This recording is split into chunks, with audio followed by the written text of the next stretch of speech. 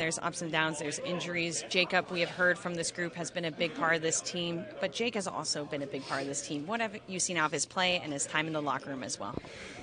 Well, it's a huge loss. There's no way to sugarcoat it. Marky's been an unbelievable guy in the room, on the ice, just kind of establishing what we've been through 50 games. So big part of that, but Jake at the same time has been here from day one.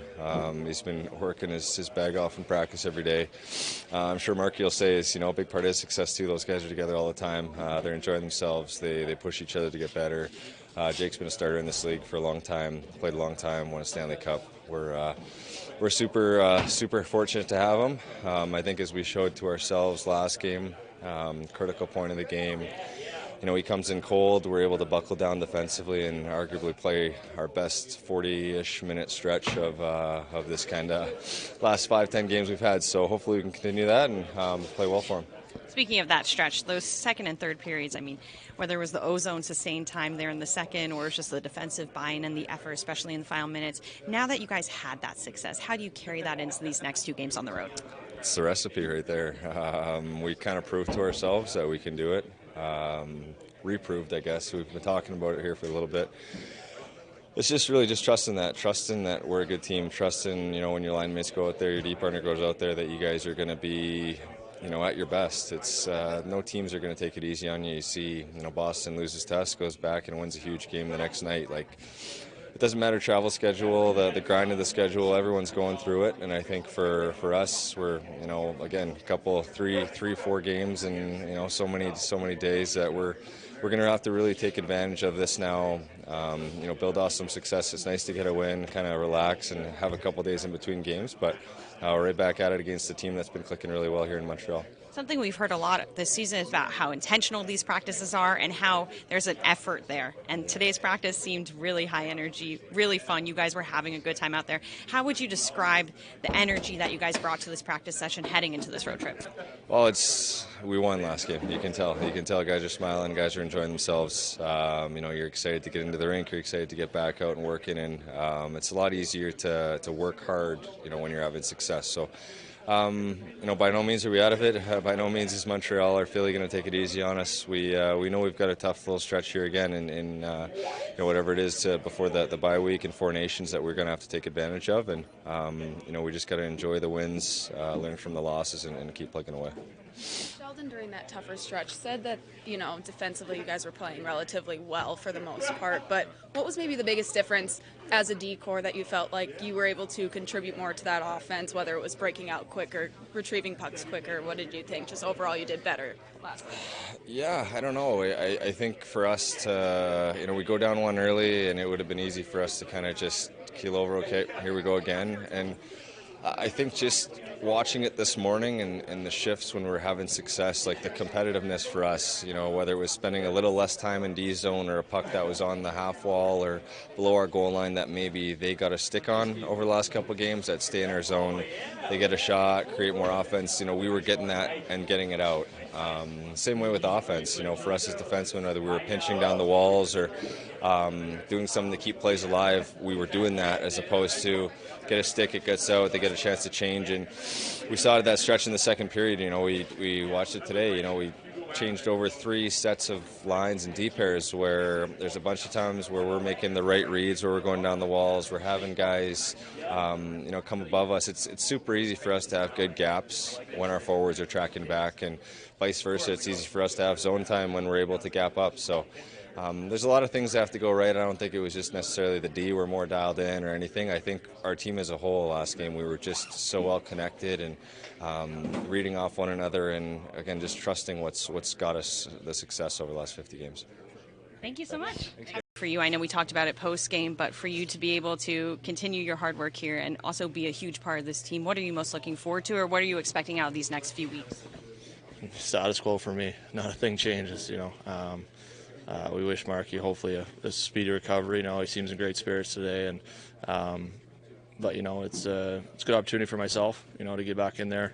Obviously I haven't played a ton recently, but to get back in there, get the groove again, and that's exciting. I've held every different position in this league, so this is nothing new for me, but it's a fun opportunity. Just to see the group out there today for practice, so high-spirited, having a lot of fun. How can you use that momentum going into this road trip, especially off a strong practice? Yeah, it's obviously to be able to play very well the last two-thirds of that game on Wednesday gave us a big confidence boost here. And, I mean, coming into a team this weekend that's probably been the hottest team, one of the hottest teams in the league. We're going to have our hands full on a Saturday night in that rink. It's going to be a fun challenge for us. And then, to be able to, sometimes it's good to get on the road for a couple games too, keep that momentum going. And then, I think we look at it in the right way. We look at it in the ideal world of we want to finish till this break on the right foot. It's not going to be perfect every time we step on the ice, but to go out there and have some positive momentum going into the break. What's it like playing in Montreal in that building? You mentioned the building, the atmosphere, and when that crowd gets going especially. Yeah, I mean, obviously right now it must be really rocking, because they're playing really well. And, I had a great 4 years there. I really enjoyed it. It's a special place to play. I think all the players would tell you it's probably the most exciting building in the league to go in and play as a visitor. And, we get a good opportunity to do that on Saturday night. They're going to be ready to go, and, it's an easy building to get up for. Obviously all the history. What that organization means to that city, and it's going to be a good challenge.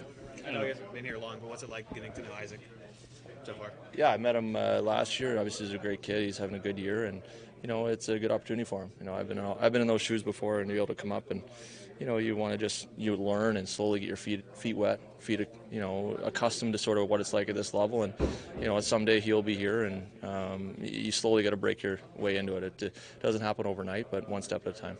Jake, you mentioned Montreal's going well. You were obviously there before. Who on that team doesn't surprise you to see that they're playing so well right now?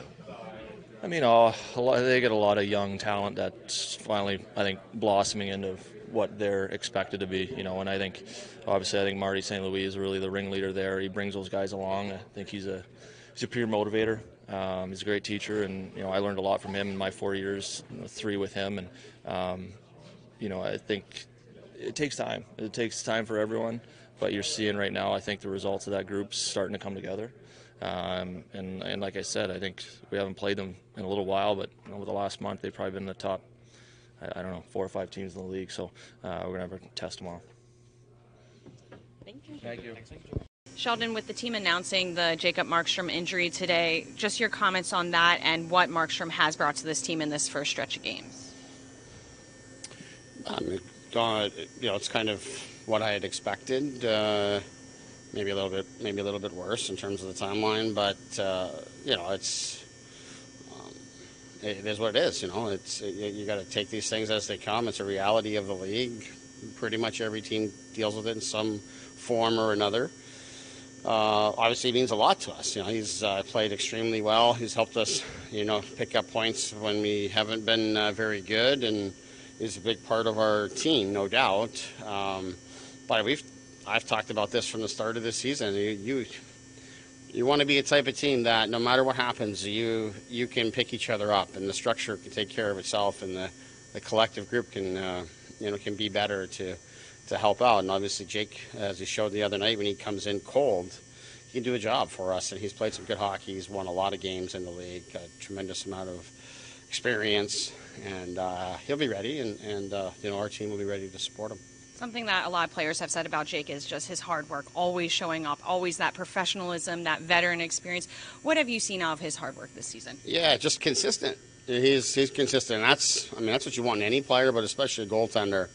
Guy who comes in every day. He's early to arrive, prepares himself extremely well, puts his work in. He's got great perspective of being ready to play when it's his time, but also being supportive of Marky when he was on a roll.